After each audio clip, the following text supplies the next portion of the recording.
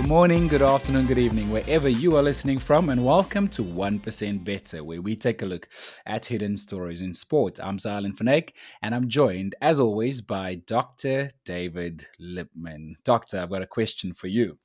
During a bout of high-intensity exercise, which of the following accurately describes a physiological response involving the kidneys? I'm going to give you a multiple choice. Renal blood flow increases to enhance clearance of metabolic waste products. Does that happen from the Incorrect. kidneys Nope. during? Okay. B, the kidneys increase urine output to eliminate excess Nope. fluid from the body. Nope. The kidneys contribute to acid-base balance by excreting hydrogen ions and reabsorbing bicarbonate. Yeah, that one. Well done. I won't even test you with the other two then. Listen, does that have to do with like athletes taking bicarbonate? Like, is that connected to this?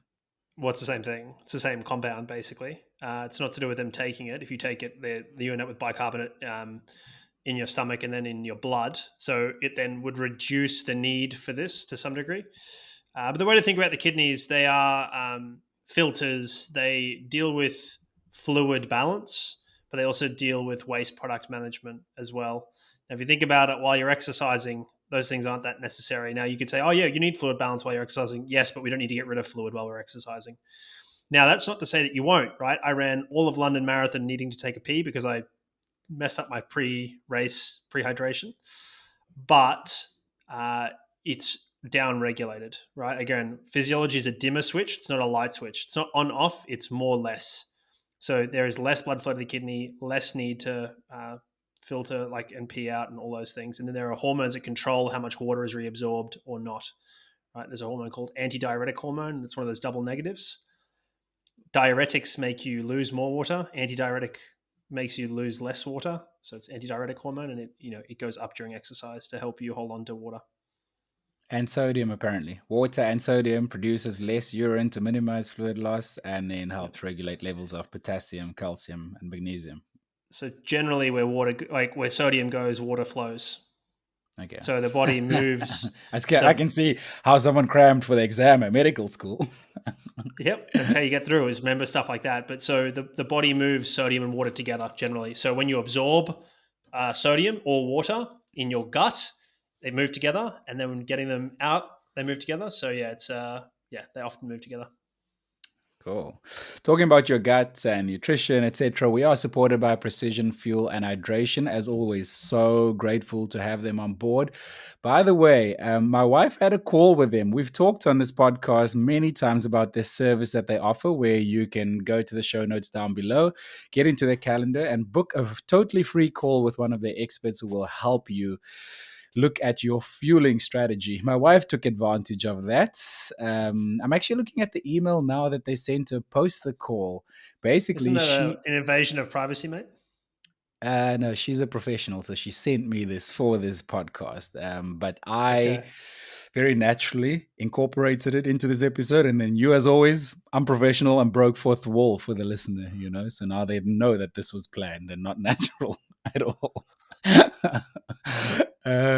Listen, no, I'm looking at the email. It's actually really interesting. So, she spoke to someone called Megan. Thank you, Megan, for helping out. Her Precision Fuel and Hydration, and Megan gave her like steps. Looked at her fueling before exercise, during exercise, and after exercise. And Megan basically discovered that she was 90% spot on.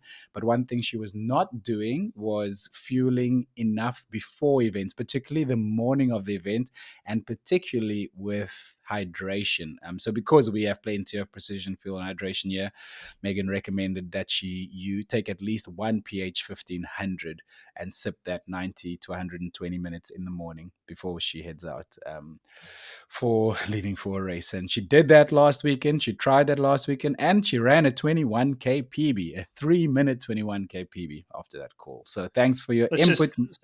Let me just rephrase that in English. She ran a 3-minute PB over the half marathon. She didn't run 21Ks further than she's ever run. She didn't run 3 minutes and 21Ks better. Like, she ran a 3-minute half marathon PB. Congratulations to Correct. Wendy, and thank you to Precision, particularly Megan from Precision for that. That's great. If you want to be like Wendy and speak to Precision, there is a link in our show notes. Xylon's already mentioned. We also have a discount code for 15% off your first order. That is part of that code. That code will be already applied when you follow the link in our show notes, either to their fuel planner or to book that call. So thank you all for going to that link, and thanks to Precision. How are you doing, mate? What's going on with you? It's a very Yeah, good, broad mate. question. Thanks, mate. I do my best. No, like things have been, as listeners will remember, the last few weeks things have been going. Well, the last maybe month and a bit now. Things have been going better, been progressing, and I'm trying to work out exactly why I was getting better, but also perhaps what was going on. Right, and so one of the things I started taking again was ashwagandha. I'm not sure if people are familiar, but it's an adaptogenic herb, and certainly there's some stuff around it helping you sleep better because I've definitely been sleeping better. And I'm also wondering if there's, the way adaptogens work is they help you deal with stress. So I'm wondering if that's been part of me turning this corner is like better balancing stress. And we're going to talk a bit more about that sort of as a concept in this episode. But yeah, it was an interesting observation from me.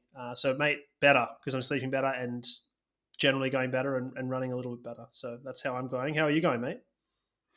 Yeah, I'm going well as well. You and I are in sync. I think we are improving at a similar at a similar rate. I do think I'm not I think I truly believe that my nerve is healing now. The pain sensation I've been feeling down the leg is different and I'm constantly feeling it differently and in different places, which to me says that the nerve is healing. That's why I'm getting a different sensation. The biokinetist is very happy with me. We've added in cycling sort of every 3-4 days, only 30 minutes at a time on the trainer. That's in addition to swimming once a week. So, because I'm feeling better all the time, because the pain isn't as severe as it has been, we're starting to slowly add in things and see how the body recovers from that. But man, I went swimming on Monday. I was knackered afterwards. It was only 500 meters, like, I don't know, 15 minutes. I was like dead for the rest of the day. What is up with that? There's a couple of things I think that are at play because this is a common phenomenon. That's not a you problem. That is an everybody problem. I've never felt fatigue like I felt post, going for my first swim in a long time, and that was a long time ago now because I don't swim anymore. But I think there's a couple of things. Firstly, you got to remember that water conducts temperature better than air does, so you lose heat to the water very efficiently, which means that you have to work harder to stay warm. So there's that first portion of it is that. The second portion is that we're pretty inefficient in the water as humans. We're not swimmers. We're not born swimmers compared to other animals. And when we swim, we're predominantly upper body, and the upper body is more fast twitch muscle fiber. So you burn. It's much less efficient. It's using a lot of carbohydrates, not as much fat. So I say all that to say I think it's all of those things combined. Yeah, and just it's just swimming knackers you. And I'm sure there's a component of the breathing that's part of it as well, but I can't make sense of that at the moment. What I get from that is there's a lot going on when you're swimming, and yeah, if humans aren't efficient, I'm even less efficient when it comes to swimming. Man, it just isn't my thing. But I somehow love being in the water. By the way, we are supported by Stryd on this podcast. Check out their power meters. Unbelievable. We also have a link in the show notes down below. David, I meant to ask you, when you and I had a planning call this week and we were talking about the podcast, you actually mentioned that one of our previous guests inquired about Stryd from you. Yeah, Nita, Michael Nitschke from way back when. So episode 11, May 17th, 2024, on how many running shoes do you need? So that is, I mean, the simple answer to that is however many you have plus one is the good rule of thumb. But no, Nita went through how to build out your shoe rotation, all those things. He was very kind with his time at that time. But he reached out to me asking about them because he's a podiatrist and was asking about using them clinically, which I think is quite astute because they do give you a lot of the data that's really interesting. And they're also minimally invasive, right? So one of the challenges we have when we're in a clinic treating patients is this what I'm seeing here? What's happening out there on the trail or the road or the track, right? I remember one patient I was treating when I was a podiatrist. This is a good decade plus ago. Was having heaps of problems after 90 minutes. I was like, oh, I don't know how to solve this problem because I can't see any of these problems. I said, listen, run to see me. Run into the office to see me Interesting, and yeah. do a 90-minute run, and so then I can have a look at you then.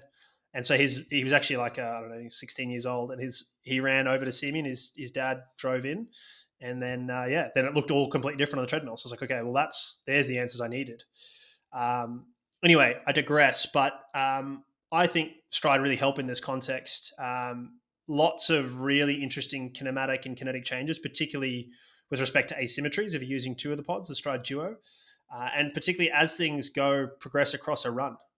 So I think it's a huge area for potential use for Stryd is coming back from injury, and we're going to talk about you eventually when you get back to running with this sort of stuff. But also injury prevention or monitoring fatigue and technical degradation, those sort of things. So I found this to be quite an interesting thing. Even if you're not noticing it, you will notice some changes on your Stryd data, which is worthwhile. It's hard to know if you're progressing, right? So say you get knee pain after 30 kilometers of running.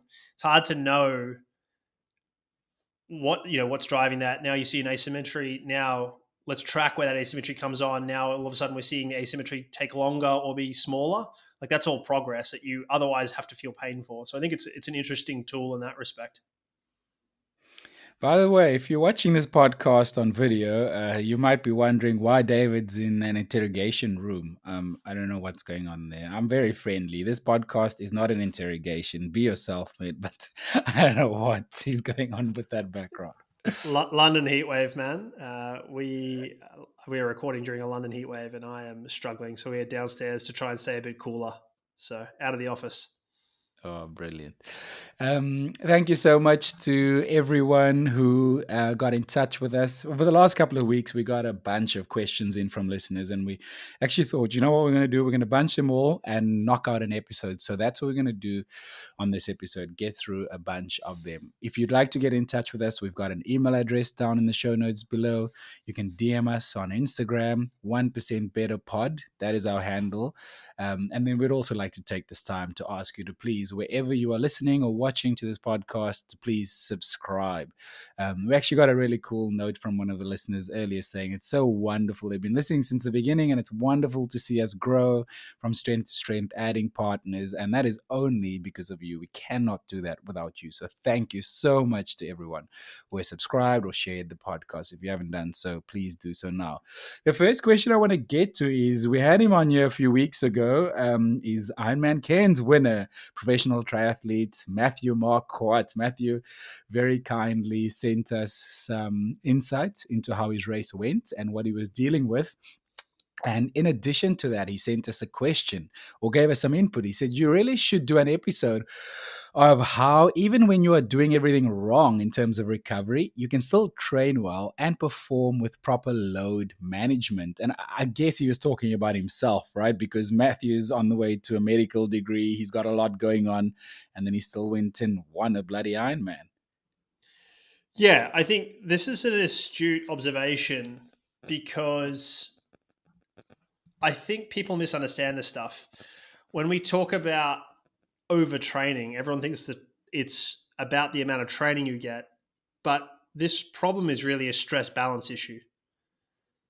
And so it's about how much stress are you imposing and how much stress can you tolerate and how much are you recovering from, right? So I wrote a newsletter a little while ago.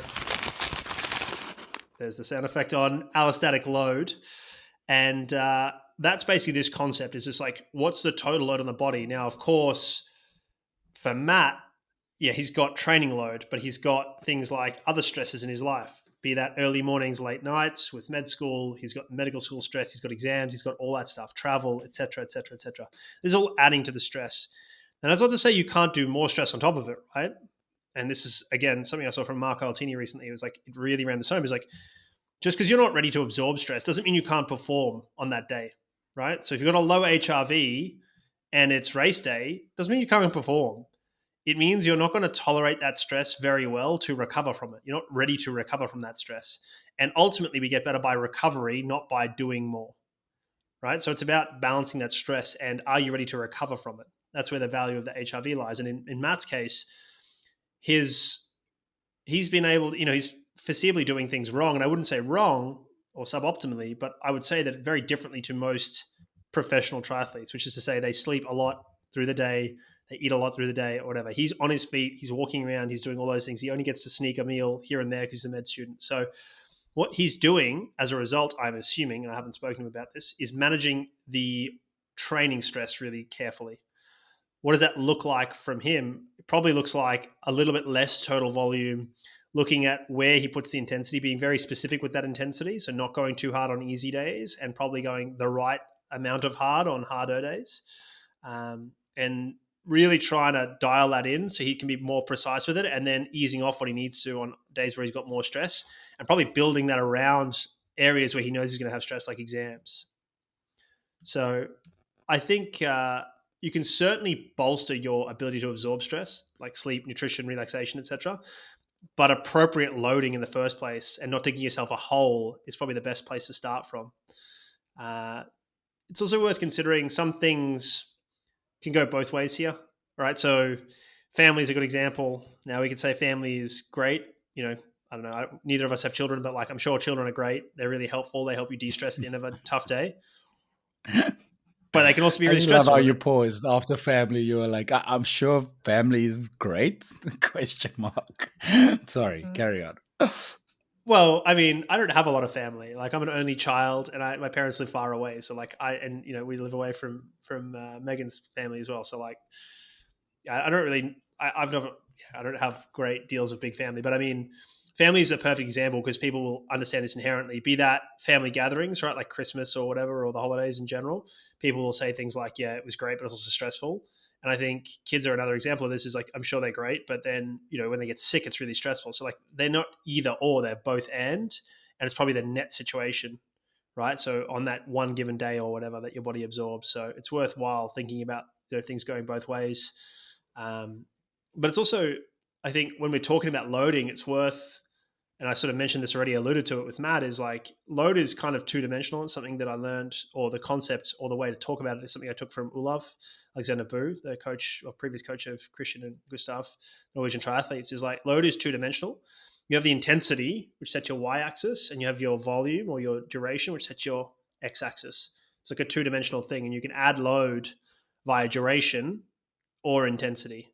And it's obviously the combination of both that is really it. But it's worthwhile visualizing it in two dimensions there. So, generally lower intensity isn't as bad as higher intensity when it comes to coping with the stress of it. And that's probably because intensity, whilst we see it as linear, is probably exponential. So any little bit harder we go is like, disproportionately more stressful. So generally easy training. So let's call that below first threshold. So like zone 2 or lower is generally tolerable until you get to extreme durations, right? 10 hours, 15 hours. But yeah, for 1 or 2 hours, like zone 2, zone 1, it's not really going to be that stressful compared to even 20, 30 minutes of, zone 3, 4, 5. It's such great input from Matthew, and it's so interesting what you were saying. And I think even amateurs can learn from what he is doing because, like you said, there are different aspects of our life that we have to take into consideration. We're not professionals, so we can dedicate 100% of our focus to our athletic goal. Now, Matthew is a professional athlete, and he can't dedicate 100% of his time to his athletic goal, but he can still perform at a high level, which is fascinating to me. Now, you can argue, the best in the world in terms of the previous world champions, the Patrick Langes, the Christian Blumenfelds, they weren't on that start list when he won there. And what would it take to go against them? He has done that in the past, and he has had his challenges, which he referred to in that episode, which you talked about. But the fact that he can still get across the line and win is, I think we can take a lot from that. Because speaking of myself, when I was so into a goal and going after a major goal, I would act like a professional sometimes and miss family gatherings because I'd rather be recovering. And, is that the right thing to do? But I guess you have to decide for yourself if that is the right thing to Yeah, do, I to think, be so singular. I mean, Matt's a perfect example. He had a family cruise with his partner's family, and he went on the family cruise in prep for Ironman Cairns, and just like rode his trainer indoors, and he made some adjustments. They bent a little bit, and he bent a little bit, but he went on that. And that's not ideal for preparation. There's no one who thinks it was, and he didn't think so either. But some of the stuff is about values and goals and priorities in life. And then some of it's just about the realities of the situation as well. Like the difference between some age groupers and the professionals is is more about recovery time than it is about training load. So how much time do they spend sleeping during the day, like food, other stresses in their life, like work, email, etc., etc., etc. Like that's the stuff that's different. The pure volume of training, like I can point at a number of people who are probably training just as much as some of the pro triathletes or others. It's the rest of the stuff that happens around it. So I I think it's, and I would also say like their discipline around training with respect to not getting it done, but doing it as it is intended to be done. Not going a little bit harder today because I feel good or anything like that. It's like very clear discipline and very clearly measured. So interesting, man. And then earlier I referred to a listener who got in touch with us, and that was Alistair Courtney, who said, "So great to see us go from strength to strength, etc." He also asked a question of us. He wanted us to talk about potential thoughts on probiotics and diet for athletic performance in an upcoming episode. Do you have any input on that? It's actually something I take on and off. It's not something I've looked at much deeper, but it is something I should. I'm interested to know more. Yeah, well, let's tackle this diet first, and we can talk about like diet with probiotics, and then we can go from there. So I guess a handful of episodes ago, on the episode called "Fast Times and How Sport Evolves," we talked a bit about the Mediterranean diet for athletes and how beneficial it was. And I'd say I'd point you in that way, and that's for a couple of reasons. It is relatively high in prebiotic fibers. Depending again, there's no one Mediterranean diet. The one that we think of as Mediterranean diet is classically more Cretan from Crete. But regardless, if you're having things like, and these are not things we classically think about as purely Mediterranean, but artichokes, asparagus, etc., like very high in prebiotic fiber. And prebiotics feed the gut bacteria. Probiotics are bacteria that go down and do their thing, right? And prebiotics feed there. So if you think about probiotics like seeds and prebiotics like fertilizer. It's the way to think about this in this Oh, context. it's a good analogy. Yeah. You're welcome. Do this for a job. So they're prebiotics, and prebiotics are super important. We'll get to probiotics and some of the challenges around them, but given some of the messiness and the difficulty and all the challenges around understanding probiotics, there has been, at least my approach more recently has been like to triple down on prebiotics and then be a little bit more hesitant with the probiotics, but we'll get into that. So we talked a little about diet already. One thing to consider as well is that when we talk about diet for athletic performance, there is acute performance. So what do I eat to perform right now, right? So in that context, that's like pre, during, post, right? Similar to what Wendy had the call with Precision with, right? Pre, during, post, what do I do is acute performance. Or acute, you could say, is this month, right? What do I eat for the next month? I got to eat this week, then I got to like, I'm tapering down. What do I eat during taper? Then I got to carb load. Then I got to, right, whatever, fine. That's acute performance. Then there's supporting chronic performance. What does chronic mean? Chronic is long term. So how do we avoid injury and have better quality sessions day to day, week to week, month to month? So in 6 months, so the diet that might be optimal for me to perform today may not be optimal for me to perform in 6 months, right? So what I need to eat today to perform may not be the thing that is best to support my next 6 months of training specifically. That's not to say that today is in conflict with the rest of the time. It's to say that the specific diet I eat today isn't going to be the same as it will be for the 6 months of training. So worthwhile to think about timelines in this context. And then we need to think about optimizing versus adapting. So we talked about this on the podcast before. So am I racing or am I training? So in some contexts, you might say, listen, I'm racing today and I got to race again tomorrow because it's a stage race. What is optimal to get me into optimal state? That's not going to be the same as what I need to eat in a base phase, right? So I might be willing to be a little bit underfueled in a base phase from a carbohydrate standpoint, not quite as full from a glycogen stores perspective. They don't need to be 100% full. Or you might say, I'm not going to take any antioxidants because, I don't want to blunt some of that stimulus, right? And we talked a bit about, again, pre, during, post as part of our acute stuff. And then we've got a question about recovery coming up in this episode. So we'll touch on recovery when that comes up. And then when it comes to pre-exercise performance, it's pretty simple. If you're doing short duration stuff, so if you're, even team sports for the most part, yeah, you need to eat, but it's not a massive issue. If you're doing short duration stuff like a gym session for an hour or whatever, it doesn't really matter. Even a short run or a short ride is probably not a big issue. And then if you're, talking about events, endurance events, you're talking about 1 to 4 grams of carbohydrate per kilogram of body weight, 1 to 4 hours before. right? So if it's 1 hour before, you take 1 gram per kilo. 4 hours before, you take 4. 1, 2, 3, 4 hours before, 1, 2, 3, 4, like that. Really simple. Um, and then you can also think about carbohydrate periodization in all of this. And that, again, speaks to optimizing versus adapting. So on days where you're doing more work, you have more carbs. On days where you're doing less work, you have less carbs. It's kind of the overarching thing. More generally, if we talk about diet, right, we're talking about the easiest way to organize this is around protein, because protein generally doesn't move a great deal. Depending on your goals here, and there are great papers on this. Just Google endurance athlete protein needs, look for the papers. But basically, you're looking at 1.8 to 2 grams per kilogram of body weight. That goes up a little bit more if you're trying to cut some fat or trying to lose some mass, or if you're trying to gain mass, right?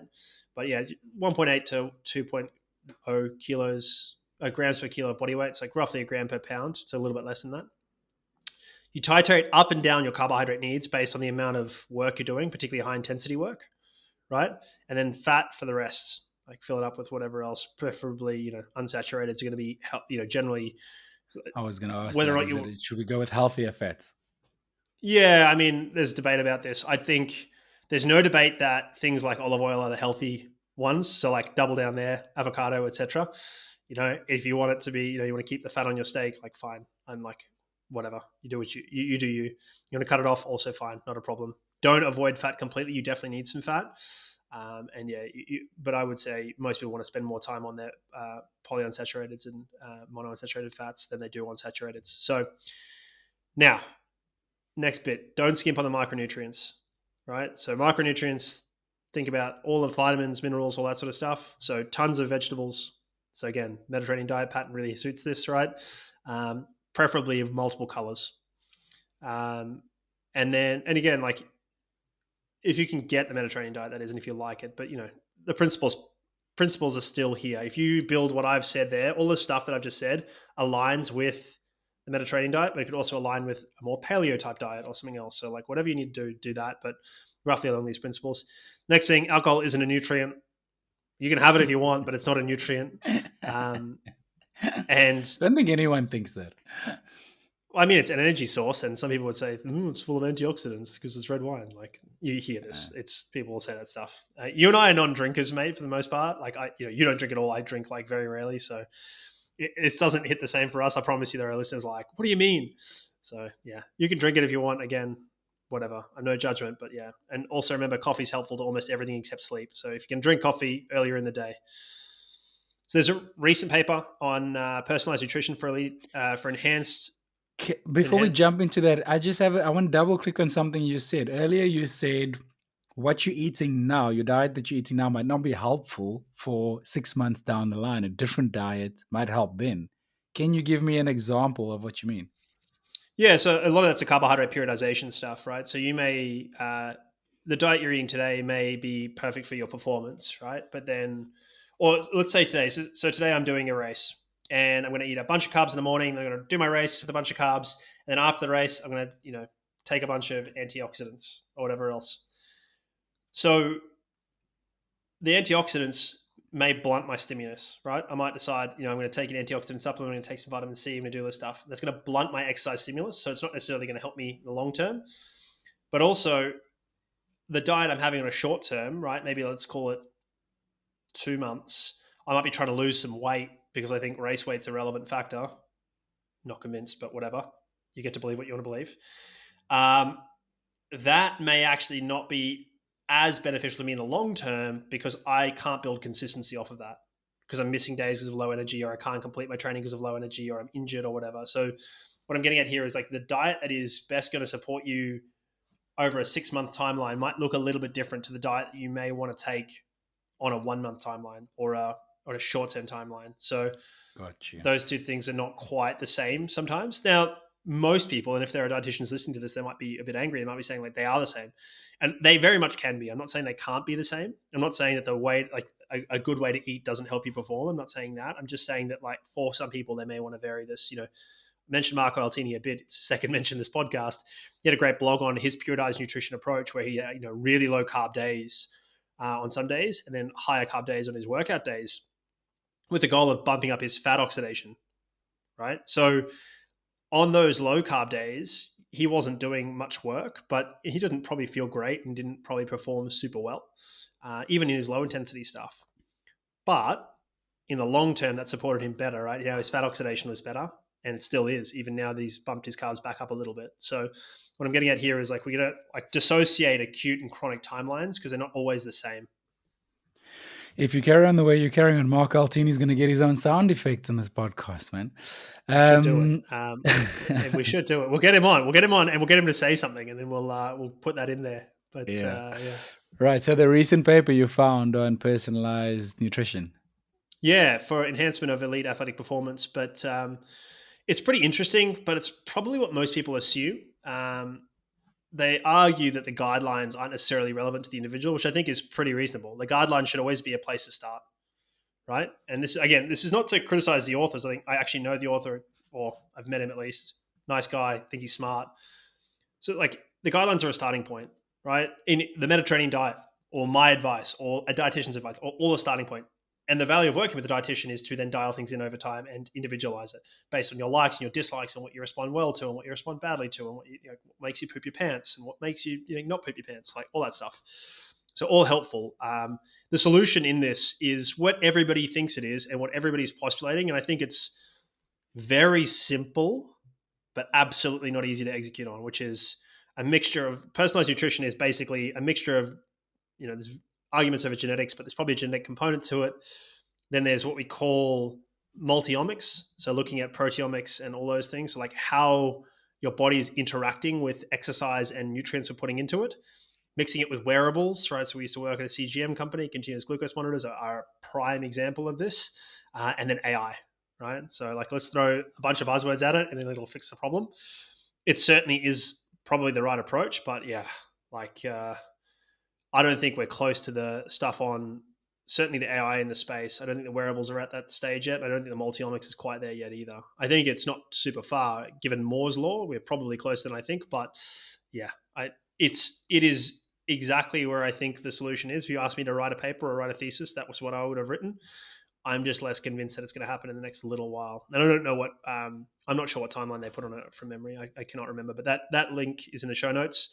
And then another one that I think is important that is often not discussed or is discussed the other way around. And this speaks to short versus long term. This is actually probably the perfect example. I wish I'd given this earlier, is fiber. So fiber, acutely, not super helpful. Potentially make you poop your pants. Certainly add weight to you that is not going to be functional weight. That's going to be poop, literally. And makes carb loading or something like that quite hard, right? Because fiber fills you up and is non-nutritious, or rather, it doesn't give you any nutrients from it. It's helpful, feeds your gut bacteria potentially, but does not give you nutrients, doesn't give you carbohydrates itself. So generally in athletes, you should be aiming for 30 grams a day or more, and that is a lot more than most people are getting. It is not more than the guidelines by much, but it is certainly a lot more than most people are getting. This paper on it is called Fibre, the Forgotten Carbohydrate in Sports Nutrition Recommendations. So they talk about lower fiber at times because of carbohydrate loading or high energy intake needs or GI issues, the things I cited there. But it's super important for health. So again, this will support you long term in a way that not having fiber won't. And then they talk about this in the race week or whatever, days before the race. Probably 48 hours before the race, you can start cutting a little bit of this down. I mean, the Tour de France guys will have very little fiber for this reason because they weight and GI issues and all that sort of stuff. And that's cycling, which is much less of a GI concern than running. And there's protocols in this paper, and again, link in the show notes and it is open access. There are protocols in this paper on how to bump your fiber up with examples from diet. I'm not going to recount them on the podcast. It's terrible radio, but it's a really good paper. So I would definitely advise people to go check that out there. Onto the probiotics. We've already talked about feeding with prebiotics. We talked about these are seeds. I will talk about some of the challenges of the probiotics. And again, I have a newsletter that I will eventually write. I'm still sifting through infinite amounts of research on this in the probiotic space, but it will come out. So go sign up. It's free to sign up to my newsletter. It's the last plug I'll give it. I hope it's the last plug for this part. Maybe it's not the last one. We'll see. Probably not. Probably not. Anyway, but probiotics, as we said, you eat them. They're a tablet. We can then measure in your stool that you've taken them, right? So we can measure them. That is not what's stayed though. So if these are seeds, we can measure that there are seeds coming out, or that there are, there's debris from, say, the trees that have grown or the plants that have grown, but we don't know if they actually grew or stuck, right? So part of the problem is, if you start taking probiotics, we start to see those in your stool, and then if you stop taking them, we stop seeing them in your stool. We don't know what stuck and stayed and grew, and it's really hard to assess your microbiome in general, not just probiotics, because your microbiome, that as we assess it, is via your poo. So we only know what comes out, not what's in there. So it's a bit messy. And generally, the way people go, and I say this in the newsletter, I started drafting it, is like, where I started was looking at all this research and going like, and then when I say started, I'm talking about 10 plus years ago. I started looking into the microbiome, was like, oh, all these things are related to it. And like every week there is a new study on, it's related to this mental health issue and that disorder and this thing and this gut, like, and all of that is true. And it's infinitely difficult to understand what a normal or optimal is, and how we get there, or how we change it, or how malleable it is. And so you start out with this like, oh, she's taking probiotics, and you're like, well, I don't know if they're the right ones or the right dosages or all this stuff. So it's really hard. That's the caveat. Having said that, there is some advice for athletes, and so probably the best source, and this is a good source for any supplement really, is the Australian Institute of Sport has free fact sheets there, supplement fact sheets. You can just Google that, and I've linked to the probiotics one in the show notes here. And this basically, it's also worthwhile remembering these are not super up to date. They can be a couple of years out, so they're not all perfect, but they're good. And they have the practitioner for those who are dealing with athletes, and then they have the athlete one, so the athletes can see it as well. So wherever you lie on that spectrum, you can go read that. This fact sheet suggests a few things that I think are helpful. You need to start them at least 14 days prior to wanting an effect, right? So 2 weeks. You need to consider the strains and dosages. They do give a couple of strains in there. That's usually Lactobacillus acidophilus and Bifidobacterium as the second one. They give you a number, I think it's 10 to the power of 8 CFUs, which is culture forming units, I think maybe it's 10 to the power of 10 is the dosage you're looking for. And they talk about it may help post antibiotics, and this is pretty common. Potentially also post having a bout of gastro. And then they may help immunity, particularly useful in athletes when you're talking about pre-training camp or pre-travel. Particularly if you're traveling to a race and you're worried about getting taper sickness on a plane, this might be a helpful thing to do there. And I think that's probably the best evidence in any one use case preventatively for sure. And then, there's so many different forms of probiotics that do different things. So if you look into them, you'll find them to do anything from helping mental this or inflammation that. So I won't go too much into it. But interestingly, there is a paper here that I did find on performance. Now, I'm not convinced this is going to be. I'm not convinced the study would hold up if we redid it. But listen, here we are. This is a very representative population. It's the effects of probiotic supplementation on 12-minute run performance, mood management, body composition, and gut microbiota, in amateur marathon runners, a double-blind control trial. So like strong setup, but also they're really shooting for like a bit of a shotgun approach to see if it helps anything. And to be fair, it is a very potent, like multi-potent effect. So these people were aged 20 to 55. They were amateur marathon runners, 15 male, 4 females. Each 100 grams of probiotics contained 6 by 8. Anyway, Lactobacillus acidophilus and Bifidobacterium longum is the other strain, and the placebo is maltodextrin. Right, so they took this stuff. They were all pretty similar pre and post. Their BMIs were in the 20s, and the 12-minute run, which is the Cooper test. For those in the Netherlands, definitely know this. I don't know if the rest of the world knows the Cooper test, but basically a maximum effort 12-minute run. It's actually a pretty good estimation of VO2 max, where you can use the tables to reconvert it to VO2 max. So in the probiotics group, they improved this by, they went from 2.88 kilometers to 3.01. And in the placebo, they went from 2.68 to 2.71. So basically, they say, it helped. It's not a great study. It's a good enough study. Link in the show notes. I think it's interesting to see it actually improve performance. I have no reason to believe that it would actually do that, which always makes me a bit funny about it. I have no reason to believe a probiotic should make you faster. So I could justify it if I wanted to, like, oh, you're absorbing your food better or whatever. But like, it's probably connected to something else like that. maybe, yeah, but like it's probably correlation. I mean, it's a small sample size, and yeah, but interesting paper nonetheless that I thought was worthwhile including.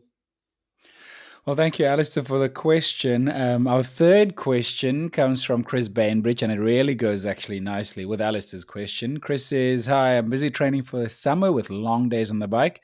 Saturday was 310 kilometers over 13 hours moving time with significant climbs. The question is about how do we recover from such rides in terms of calorie and protein intake? Assuming that on the bike nutrition, precision, plus hot cross buns and a pizza has been correct, should we increase carbs and increase protein? How much? How many days? Thanks, guys. Hope the neuropathy pain is getting better. It is getting better. Thank you, Chris. Appreciate that. Is he on the right track here, and how can you help him, fella? I mean, listen, we won't discuss this on bike nutrition. That's between him and his dietitian. That's between Um, him and his gut, pizza and hot cross buns. I mean, Uh, I kind of like it, but yeah. Anyway, we won't discuss yeah, it too much. yeah. One of the things that I think is so astute about this observation is that he's made the note that you're not going to meet the caloric requirements within a day, right? So if you ride the bike for that long, 200 miles, 13 hours, no matter how many pizzas you eat, I mean, there is certainly a way you could do this, but like good chance you're not going to meet your caloric requirements on that day. If that's the case, how long does it take to meet them, right? So how long, if you've gone into a deficit, how many days of surplus do we need to get back there? And is that, And sorry, do you not meet them just because you're so sick of eating and you're going to have to push beyond that point to meet them and the stomach gets full, etc., etc.? I mean, there's probably lots of reasons. Like, so it depends on who you are. So if you're going hard enough for long enough, the answer is you can't. You know, if you're Emily Hallgood, you can't get enough in. If Okay. you're me or you pedaling a bike casually around 300 kilometers, right, over 15 hours, 16 hours, the energetic requirement may not be that much, but like logistically on the bike or like the amount of calories, we're still moving a lot, right? It's still a lot of energy intake. So it may be that you have an absorption problem. Like I just can't absorb that many calories in a day, or I'm not hungry. Like there's lots of moving pieces here, but certainly in some people, I just can't. Like it's unforeseeable that someone like Emily Horwood's going to be in a caloric balance at the end of 100 miles. Like it's just not going to happen. Okay. Okay. So how long does it take to replenish it?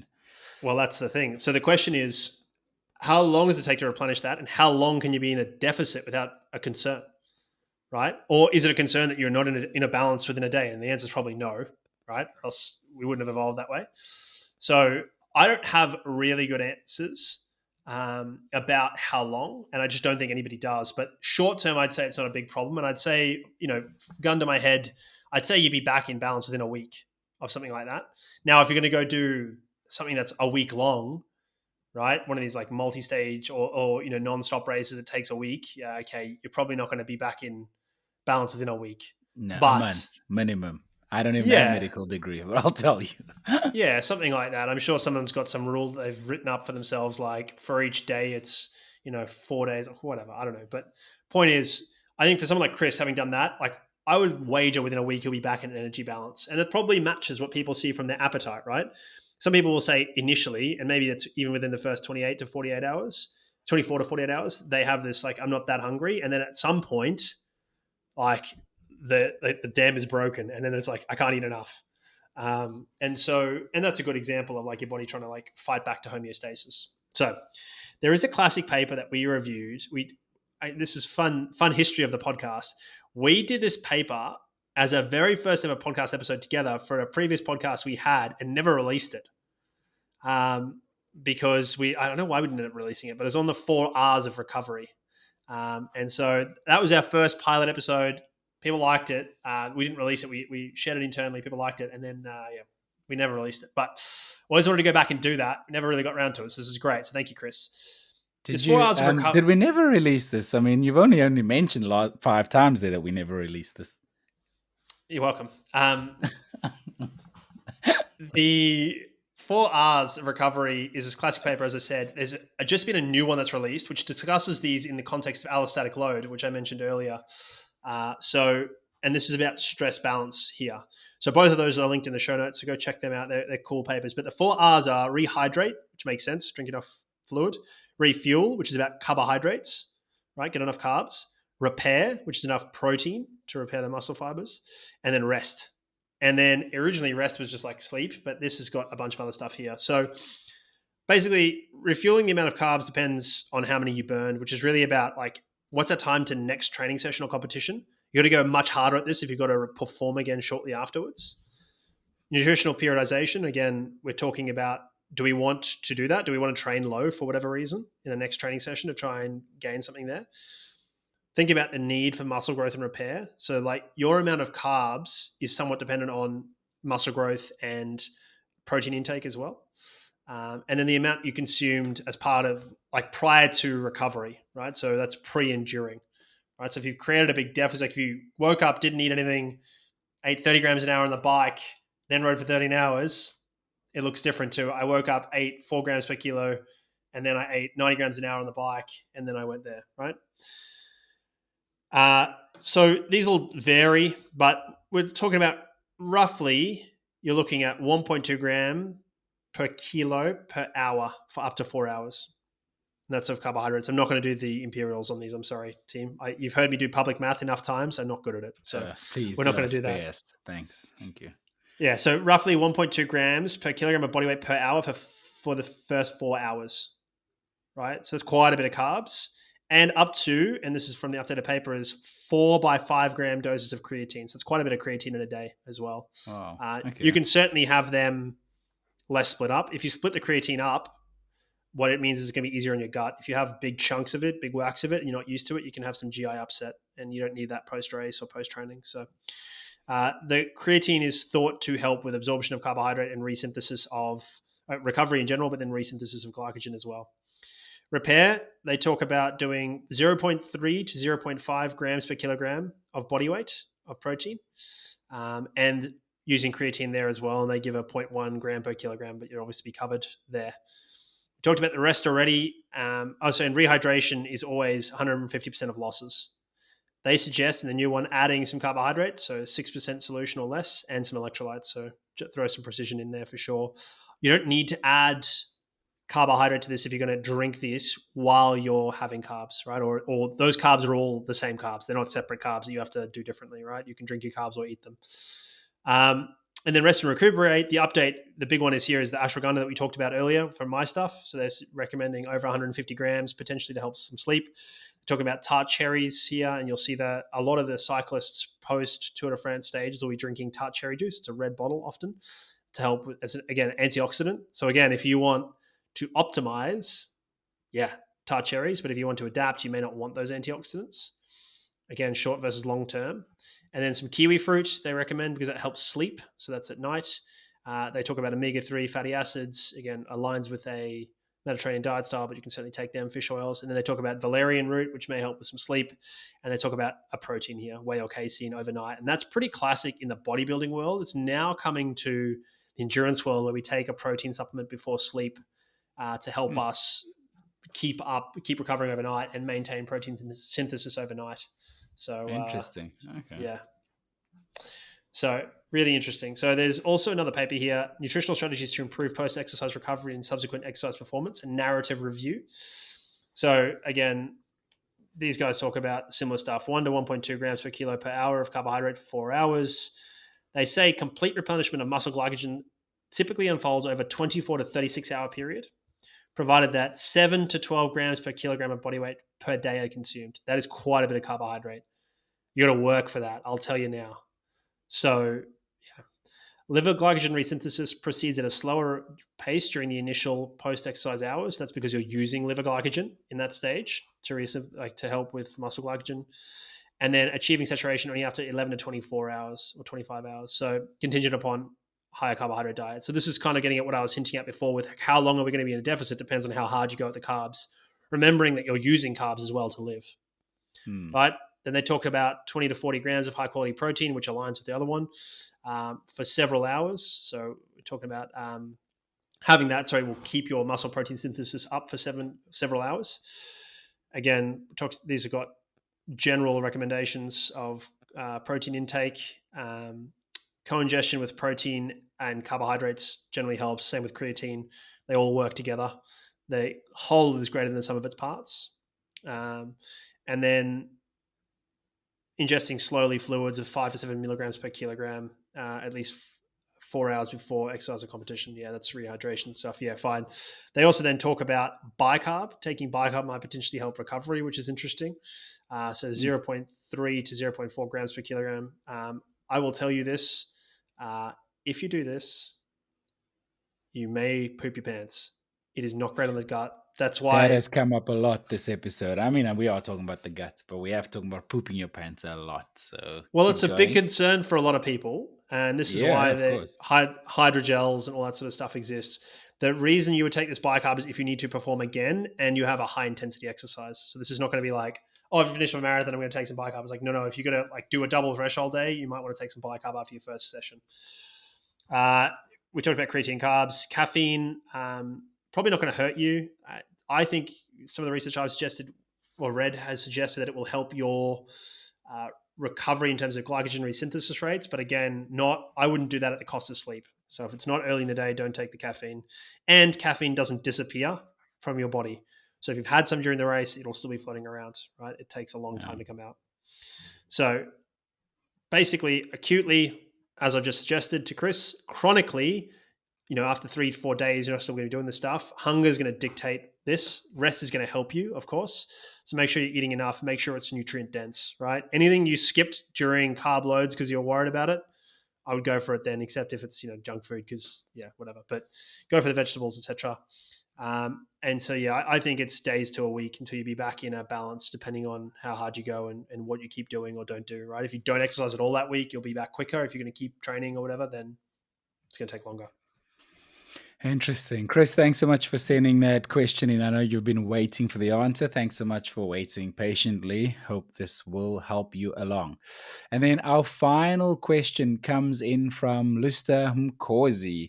Lusta says, how much of an advantage is during a training block actually simulating the race route during training? Like, what are the contributing factors that determine success in doing that? He said he listened to the Emily Horger episode and she was talking about, running some of the Western States routes. Yeah, so I think the first thing to remember is like that's a question about specificity, and all training lies on a spectrum of specificity, right? So things are not specific or not specific; they are more or less specific. Again, dimmer switches, not light switches, right? It's based on a number of factors. There is a classic strength and conditioning book. It's known as like one of the Bibles called Super Training. It's by a guy called Mel Siff. He's actually South African, and so his criteria for specificity of any movement exercise is type of muscle contraction, movement pattern, region of movement, velocity of movement, force of contraction, muscle fiber recruitment, metabolism, biochemical adaptation, flexibility, fatigue.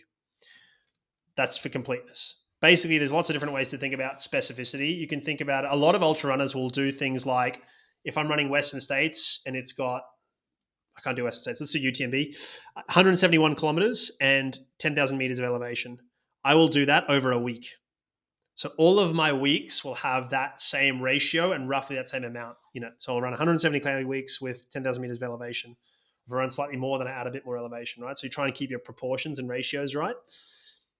And that makes some sense long way out. And as you get close towards it, you get more and more specific. So you might do longer days, et cetera, right? Because longer running is more specific to long running, right? And hilly running is more specific to hilly running. So what you'll see with UTMB is runners will often go a couple of weeks out, maybe a month out, and go do their whole UTMB route over 3 or 4 days. And again, very specific. Now, some people overdo this. There's certainly stories of guys going and doing it 2, 3, 4 times.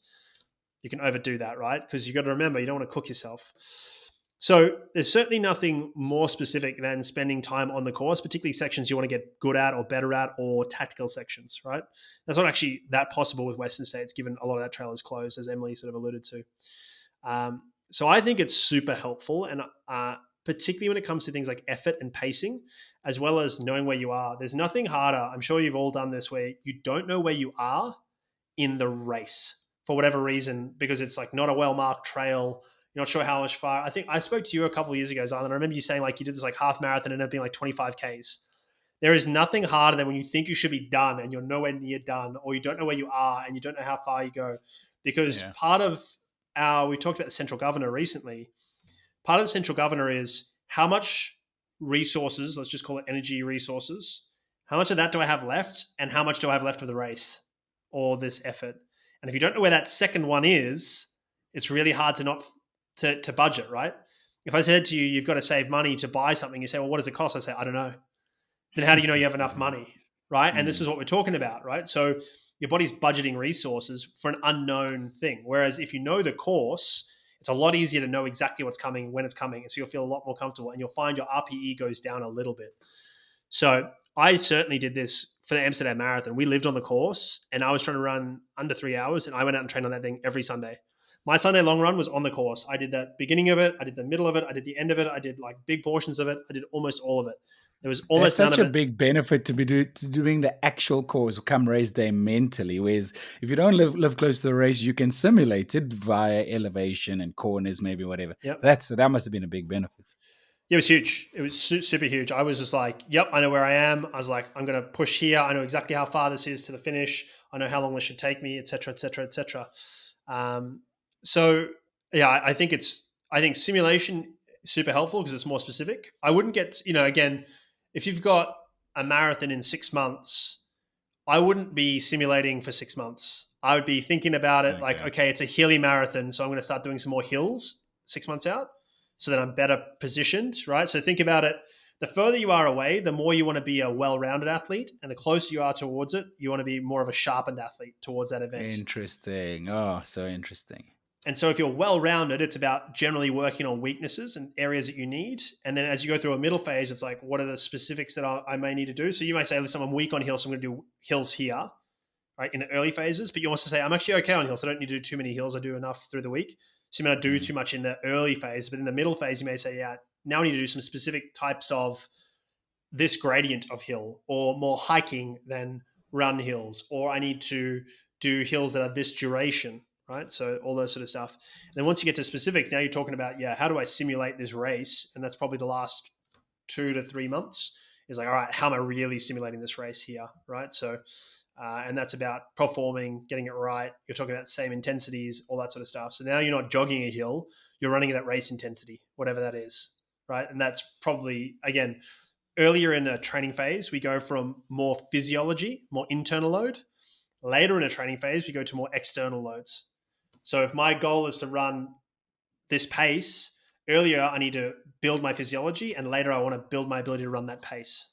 So that's kind of how you think about like moving across general to specific as well. No, that sounds great because, I mean, so interesting, I guess, because you don't want specificity a long way out because that starts then adapting you. And like you say, it does not focus on weaknesses. And then I wonder after the goal, how long does it affect you for in terms of is decoupling the right word? Like uncoupling, like undoing that work that you've done. You know what I mean? Yeah, so there's two parts to that. I think it's a good observation. One part is what damage have I done that I need to undo from imbalances or whatever, right? And it's a coarse Mm, word. Don't come at me. So yeah, that's one way. The other way to think about it is like, what have I neglected that I should have not been neglecting? mm, So if you've done a bunch of marathon pace work, it's like, well, have you done any VO2 max type pace work, or have you done any whatever? It's like, no, I haven't done that. Well, yeah, that's the problem, right? So what's the work you've been neglecting that you shouldn't have been neglecting? So that's the cost you pay of too much specificity as well. So you want to try and avoid that.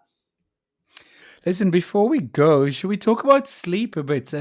You were talking about how much better your sleep is, and this is something I've been focused on the last few months with my back. Like I am not as perfect as I could be, but certainly where I've come from the last few years, my bedtime routine is significantly better because in the research I've done, I've realized how important sleep is for the nervous system, which plays a role in my back health, for want of a better term. Can we actually like touch on a few things that might improve our sleep?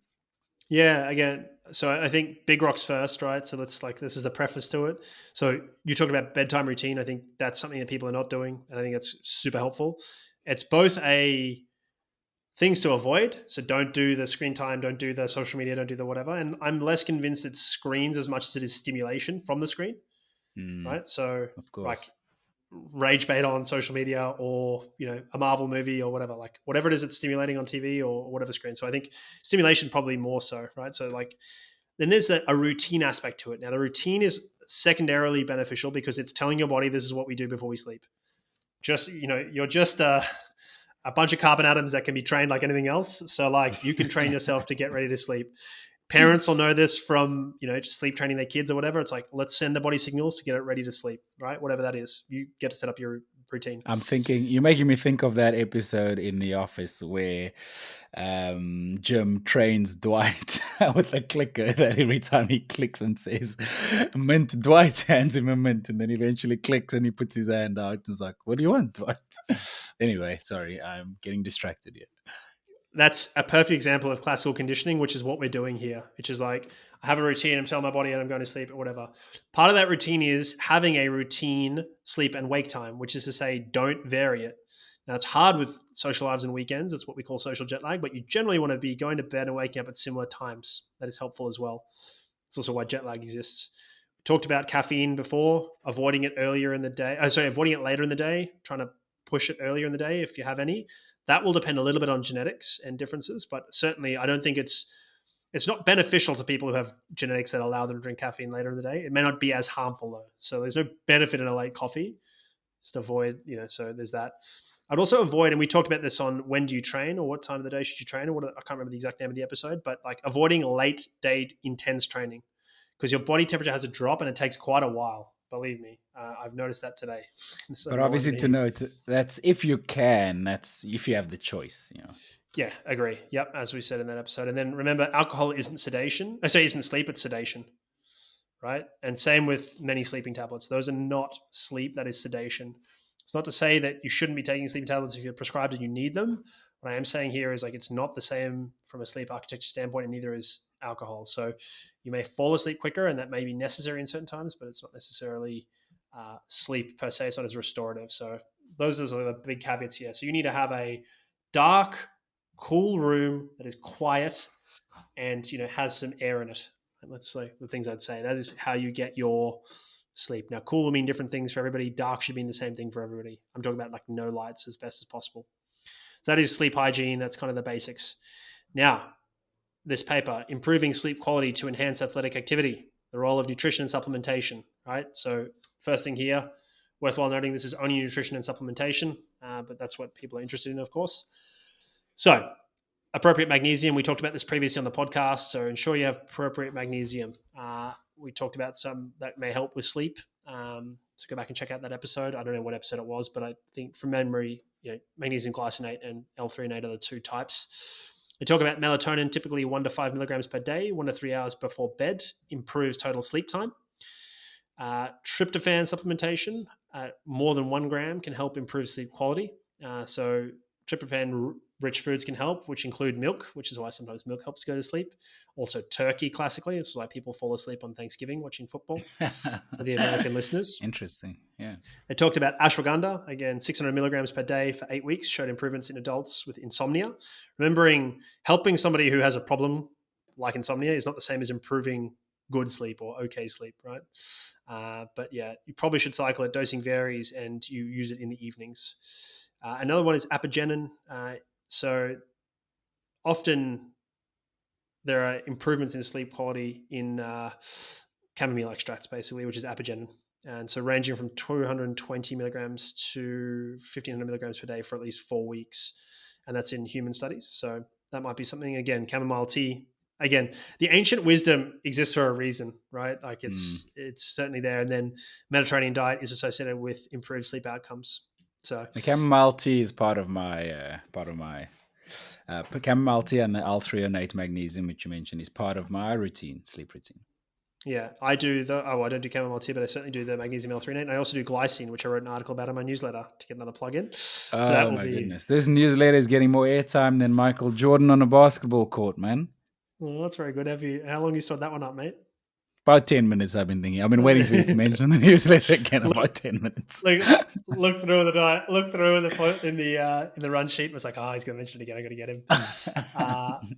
But no, those links to those articles are in the show notes. All the articles you mentioned, including my newsletter articles. I will send through the payment for my newsletter sponsorship of this podcast this week.